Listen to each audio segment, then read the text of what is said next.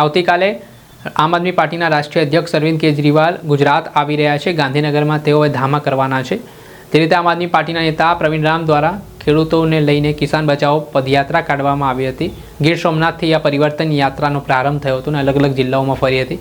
ત્યારે આવતીકાલે ગાંધીનગરમાં તેનું સમાપન થવાનું છે। ખેડૂતોના જે વિવિધતા સળગતા પ્રશ્ન છે તેને લઈને આમ આદમી પાર્ટીના નેતાઓ આ સવાલ ઉઠાવી રહ્યા છે, જેમાં ખેડૂતોને વીજળી આપવાની વાત હોય, કરદાનો પ્રશ્ન હોય, સિંચાઈના પાણીનો મુદ્દો હોય, તેવા અલગ અલગ મુદ્દાઓને લઈને સરકારને આડે હાથ લઈ રહ્યા છે અને ખેડૂતો તરફી સરકાર કામ કરે તે માટેના પ્રયાસ કરીને સરકારને દબાણમાં લાવવાના પણ પ્રયત્ન કરવામાં આવી રહ્યા છે। ત્યારે વિસાવદરના આમ આદમી પાર્ટીના ધારાસભ્ય ગોપાલ ઇટાલિયાએ આવતીકાલના કાર્યક્રમોને લઈને અને અરવિંદ કેજરીવાલના કાર્યક્રમોને લઈને શું કહ્યું તે સાંભળો। નમસ્કાર મિત્રો, હું છું ગોપાલ ઇટાલિયા। 2 દિવસીય ગુજરાતના પ્રવાસ ઉપર આમ આદમી પાર્ટીના રાષ્ટ્રીય કન્વીનર અરવિંદ કેજરીવાલજી આવી રહ્યા છે। આ 2 દિવસના કાર્યક્રમોની માહિતી આપ સૌને હું આપવા માંગુ છું। છેલ્લા 10 કરતા પણ વધુ દિવસોથી માનનીય શ્રી ઈશુદાનભાઈ ગઢવી અને માનનીય અમારા યુવા ખેડૂત આગેવાન પ્રવીણભાઈ રામના નેતૃત્વમાં પરિવર્તન લાવો ખેડૂત બચાવો યાત્રા ચાલી રહી છે।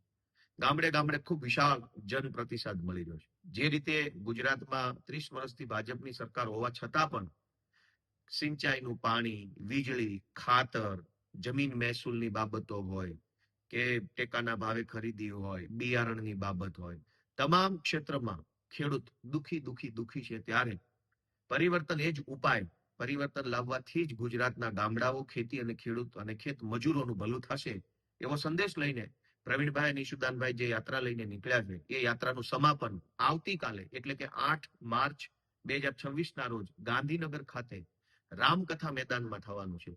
રામકથા મેદાન ગાંધીનગરમાં બપોરે 3 વાગ્યે માનનીય અરવિંદ કેજરીવાલજી ઉપસ્થિત રહી અને ગુજરાતના ગામડા, ખેતી, ખેડૂત અને ખેત મજૂરો વિશે આગળનું જે કાંઈ એમનું માર્ગદર્શન અને આમ આદમી પાર્ટીના સંઘર્ષ જે છે એને રજૂ કરવાના છે।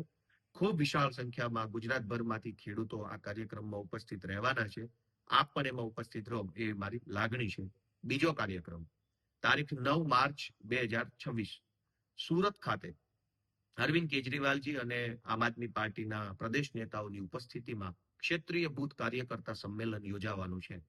9મી માર્ચના રોજ બપોરે 3 વાગ્યે મોટા વરાછાની બાજુમાં ગોઠાણ ગામ પાસે અરવિંદ કેજરીવાલજીની ઉપસ્થિતિ રહેશે। આમ આદમી પાર્ટી છેલ્લા લાંબા સમયથી સંગઠનનું જે કામ કરી રહી છે, ડોર ટુ ડોર પ્રચાર, નાની નાની જનસભાઓ, મહોલ્લા સભાઓ, વ્યક્તિગત મિટિંગો, સોશિયલ મીડિયા કેમ્પેન, આ બધા જ કાર્યક્રમો કરીને આમ આદમી પાર્ટીએ એક સંગઠનની વિશાળ તાકાત ઊભી કરી છે, એક નેટવર્ક ઊભું કર્યું છે। ગામ ગામ, ઘર ઘર સુધી, વ્યક્તિ સુધી નેટવર્ક ઊભું કર્યું છે અને આ નેટવર્કના માધ્યમથી બૂથ લેવલના કાર્યકર્તાનું પાર્ટીએ નિર્માણ કર્યું છે। ત્યારે 20 થી 25 હજાર જેટલા બૂથ કાર્યકર્તાઓનું એક સંમેલન સુરતમાં યોજાવા જઈ રહ્યું છે। સમગ્ર દક્ષિણ ગુજરાતમાંથી ખૂબ વિશાળ સંખ્યામાં કાર્યકર્તાઓ ઉપસ્થિત રહેવાના છે। આપ પણ એમાં ઉપસ્થિત રહો એવી લાગણી સાથે ફરી એકવાર 8મી માર્ચે ગાંધીનગર ખાતે, 9મી માર્ચના રોજ સુરત ખાતે અરવિંદ કેજરીવાલજીની ઉપસ્થિતિમાં આમ આદમી પાર્ટી દ્વારા આયોજિત કાર્યક્રમોમાં આપ સૌ ઉપસ્થિત રહો એવી મારી હાર્દિક વિનંતી છે। ખૂબ ખૂબ આભાર।